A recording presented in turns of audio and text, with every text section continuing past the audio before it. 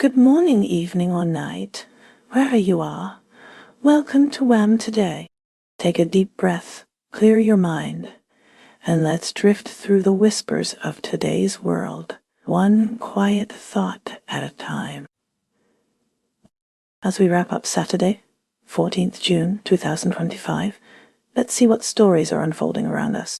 India's stock market saw volatility, with the Sensex and Nifty 50 benchmarks each declining by 1% amid geopolitical tensions and foreign capital outflows.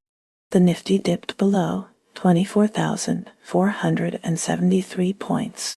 Despite this, foreign portfolio investors, FPIs, invested yield of 3,346.94 crore into Indian equity markets this week, buoyed by the Reserve Bank of India, RBI, rate cut. However, there was a net outflow of foreign investment in June. Amid market caution, Sumy recommends buying Sigachi Industries, Udaipur Cement Works, and Asian Granito India shares. Swiggy is projected to receive $385 million in inflows, while Mazagon Dock Shipbuilder shares may see approximately $187 in inflows upon inclusion in the Nensai India Standard Index. Finance Minister Sitharaman asserted that 11 years of structural reforms have reshaped India's macroeconomy. India's aviation regulator mandated inspections of all Boeing 787s operated by local carriers. Prime Minister Modi is slated to attend the G7 summit in Canada. The RBI extended $400 in currency swap support to the Maldives, strengthening their foreign exchange reserves. The India-UE-SEPA Comprehensive Economic Partnership Agreement has doubled bilateral trade within 3 years. Turning to Canada, Prime Minister Modi from India is set to participate in the G7 summit. The United States opposes European efforts to lower the G7 price cap on Russian oil to $45. US lawmakers are considering guidelines for the mainstream use of stablecoins as an alternative to traditional card fees for retailers. The US and China have reportedly reached a deal to de-escalate their trade war by slashing tariffs, though tariff anxiety among consumers remains. The US stock market is showing mixed performance, with the Dow Jones Industrial Average, GIA, remaining flat, the S&P 500 showing slight gains, and the Nasdaq Composite experiencing an increase, influenced by US-China trade talks and anticipation of key inflation data. Oil price increases of 7% have caused US stocks to slump by more than 1%. US funds are selling stocks on Wall Street, while emerging markets are rising. Anti-Trump protesters have organized No Kings rallies across the U.S. The U.S. GDP growth outlook has been lowered. Helmerich & Payne, a drilling firm, faces headwinds as its stock outlook shifts. Turning to Australia, Amazon is significantly increasing its investment in Australian data center infrastructure. Initially planning to invest $13 over 5 years, the investment has now risen to $20 billion to meet growing demand, driven by artificial intelligence. The average Australian home now costs $1 million. The Australian Securities and Investments Commission, ASIC, prepared 17 files on Macquarie in 10 months. Inner-city EV owners in Australia are facing challenges with makeshift charging solutions.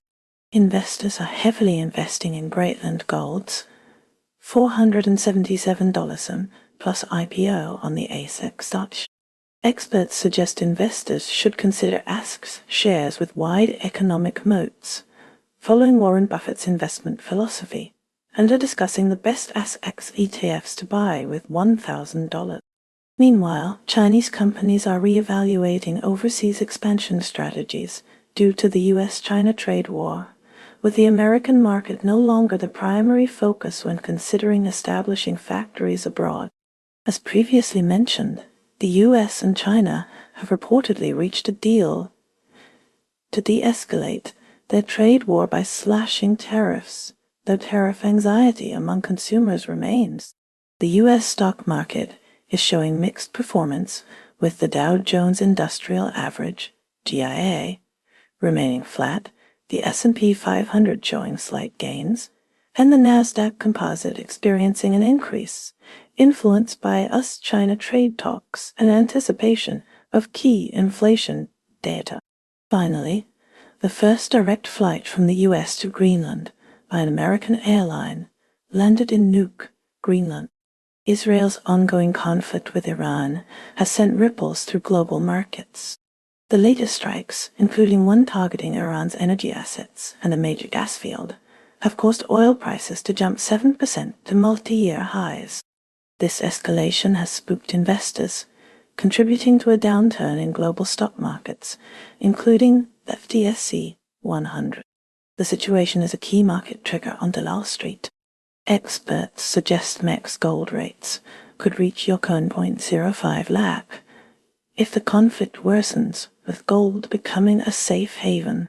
Despite the attacks, Tehran maintains it will not be forced into nuclear negotiations. Global stock markets felt the pressure of the Israel-Iran conflict and other influences. The Nifty 50 decreased by 1.14%, and the Sensex dropped 1.3% for the week, ending June 13th. Defense and energy stocks, however, have seen gains, mirroring the surge in oil prices. Investors are carefully watching the conflict, as Federal Reserve policies and the progress of monsoons. Gold has increased by 31% since the start of the year, while silver has seen a rise of 668.84% since 2005. United Kingdom defense posture is shifting, with the Royal Air Force deploying jets to safeguard UK military bases amid growing concerns over potential Iranian threat. Simultaneously, the UK government is responding to domestic issues by launching an inquiry into grooming gangs, addressing public safety concerns regarding freehold estates where residents have expressed feeling unsafe. On the economic front, the UK is moving to streamline regulations for alternative investment fund managers, AFMs, and introduce a new private stock market featuring reduced disclosure requirements expected to launch this year. The financial sector is also active, with Metro Bank drawing takeover interest from private equity firms and Macquarie pursuing the acquisition of 3 UK city airports. Turning to the ongoing conflict, Ukraine and Russia recently completed their 4th prisoner of war, POW, exchange in a single week. President Zelenskyy stated that Ukrainian forces are making incremental gains against Russian troops in the Sumy region, effectively halting the Russian advance in that area. He also voiced concerns about a possible decrease in international aid to Ukraine, potentially triggered by the escalating Israel-Iran conflict. Meanwhile, Russian President Putin and former U.S. President Trump held a phone conversation where they discussed the Middle East situation and the conflict in Ukraine. Across the global stage, global markets are showing signs of instability due to heightened geopolitical tensions. Dow futures experienced a significant drop of 500 points, and European stocks opened with losses as investors engaged in a widespread sell-off of equities. This market reaction is attributed to the escalating tensions between Israel and Iran, reflecting a broader unease in the international financial community. Saudi Arabia is making significant strides in sports and entertainment, highlighted by Cristiano Ronaldo becoming an ambassador for the Esports World Cup 2025. A $78 event. Gerard Butler has noted the country's growing openness. Economically, Saudi Arabia is promoting potential unicorns at Vivatech Paris and initiated its first tokenized real estate transaction via Droproa and Raffle Real Estate, while Helmerich and Payne reported the suspension of 9 more rigs. Saudi bonds are viewed as a safe haven in emerging markets. The Saudi foreign minister held phone discussions with the Greek foreign minister and the U.S. special envoy for Syria. Within Saudi Arabia, More than 9,600 people were arrested recently for residency and labor law violations.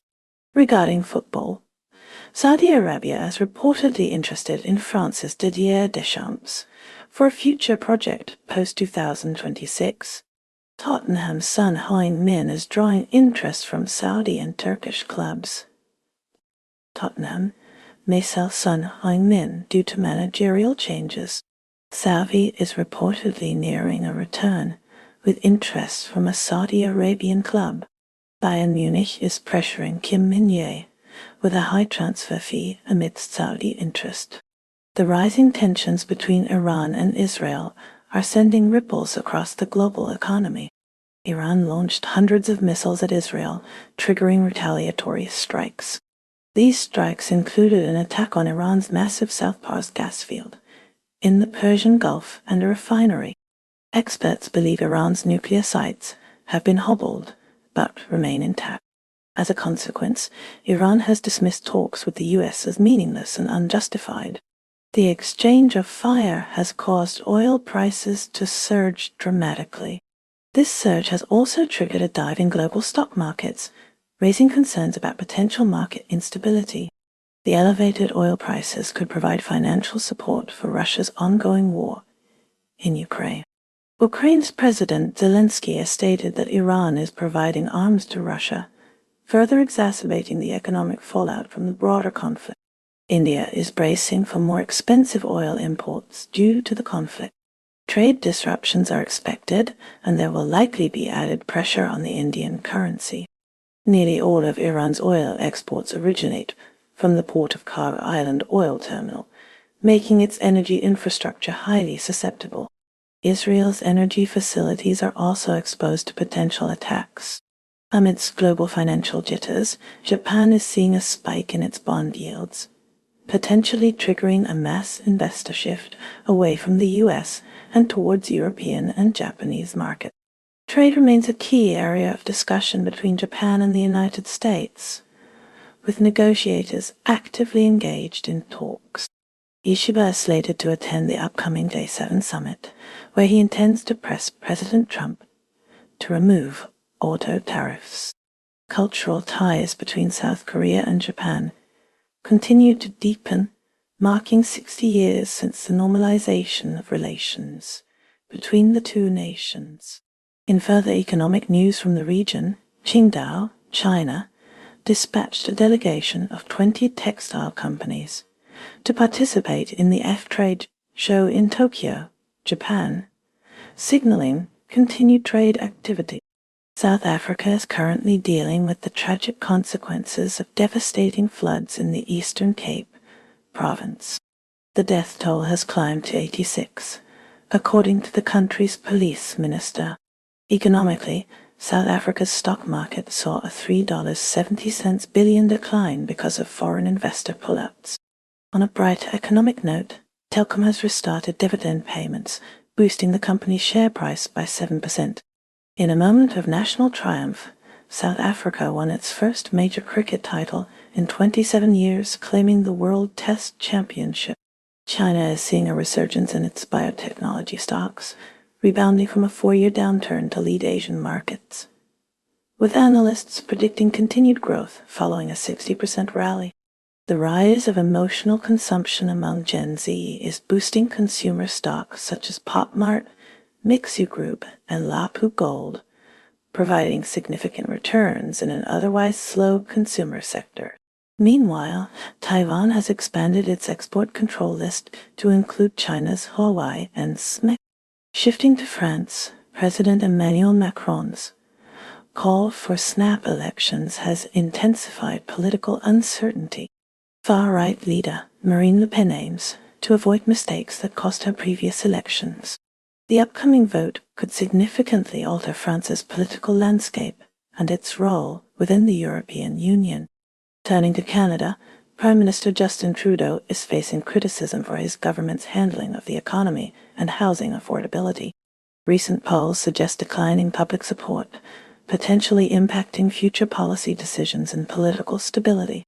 The Bank of Canada recently cut its key interest rate, the first reduction in over 4 years, signaling a shift in monetary policy amid concerns about economic growth. Meanwhile, in Russia, President Vladimir Putin continues to consolidate power. Recent government reshuffles and policy announcements indicate a focus on economic development and military modernization. Russia is also navigating complex international relations amid ongoing tensions with the West. South Korea is witnessing a surge of interest in real estate and stock investments among its young population, contributing to a fall in interest rates. The nation is also positioning itself as a potentially significant cryptocurrency hub, with upcoming public hearings on Bitcoin and other cryptocurrencies. In Seoul, thousands participated in a pride parade. South Korean battery manufacturers are facing growing competition from Chinese firms globally. The Gyeonggi Stream is located in Seoul. Turning to Japan, a Koreatown exists in Tokyo. Kazakhstan is set to see the construction of 2 nuclear power plants, projects spearheaded by Russia and China. Russia is emerging as a possible mediator in Middle Eastern conflicts given its ties to both Israel and Iran. Foreign Minister Lavrov communicated to Iran's Deputy Foreign Minister Araki that Moscow is ready to help de-escalate tensions. Separately, Russia and Ukraine executed a prisoner exchange. However, Moscow reported no bodies of Russian soldiers killed in the war were returned.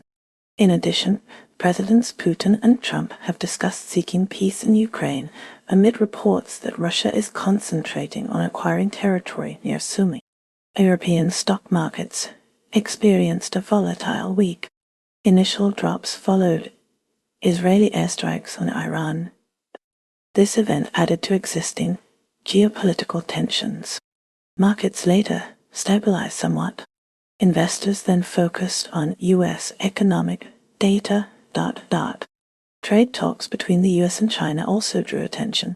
However, the recovery was incomplete. European markets still ended the week with overall losses. Canada is set to increase its investment in domestic mining initiatives to counter challenges posed by China's restrictions on rare earth exports, according to former Finance Minister Bill Morneau. The initiatives aim to secure Canada's supply chain for critical minerals. Additionally, the G7 summit in Canada will serve as a diplomatic debut for Korean President Lee, who is scheduled to attend the event on June 16. The summit is expected to focus on key global issues and foster international cooperation. Asian stock markets presented a varied picture, initially showing little reaction to a U.S.-China trade agreement, then declining after the Israeli strike in Iran. Turning to Switzerland, the nation's central bank is weighing a move to reduce interest rates to zero, a decision that could put pressure on the Swiss banking system.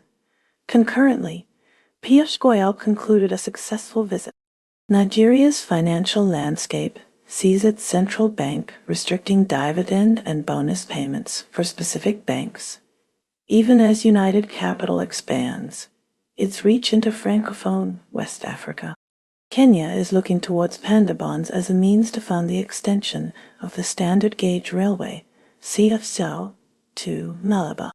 In Germany, policymakers foresee limited financial leeway within the next EU budget, according to a recently released policy paper. Malta's swift licensing of cryptocurrency companies is causing unease within the EU regarding the proper implementation of markets in crypto assets, MiCA, regulation.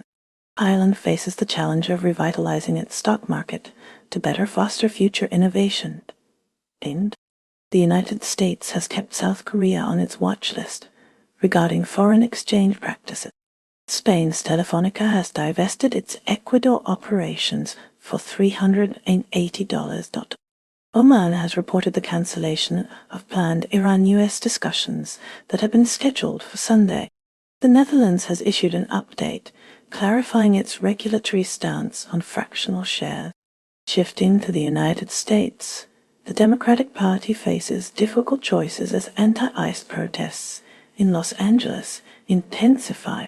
Nicaragua mourns the passing of former President Violeta Chamorro at the age of 95. And that's a wrap for today's news, because even headlines need a nap. Stay curious, stay kind, and let the noise fade as you find your quiet. Take care, stay awesome, and I'll see you next time on WHAM Today.